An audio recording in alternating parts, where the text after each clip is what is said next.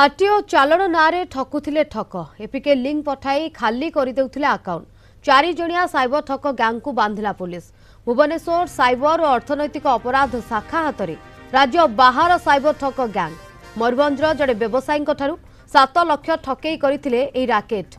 RTO चालाणर भ्रम सृष्टि करी लोकन को चूर्ण मारुथिले। एपिके लिंक पठाई गोटे क्लिक रे करुथिले अकाउंट को सफा। साइबर ठकंक कारनामा नहीं गुमर खोलुछंती ठकामीर शिकार व्यवसायी जसवंत जेना। तांको सह अधिक आलोचना करिसेंती भुवनेश्वर रिपोर्टर तापस परिडा।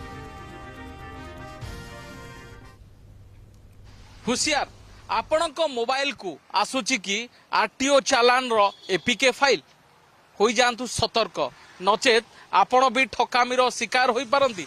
एमिति एक ठकामीर शिकार होइतिबा व्यक्ति आम सहित अछंती जहांकठू 4 लाख रु ऊर्ध्व टंका चूना लगाइथिले साइबर ठक अर्थात मोबाइल रो मेसेज को आसिला एक आरटीओ चालान भली एक लिंक आ जहाकू चालान भाभी जेतेबेले लिंक क्लिक करिसंती सेतेबेले मोबाइल होई गला हैक।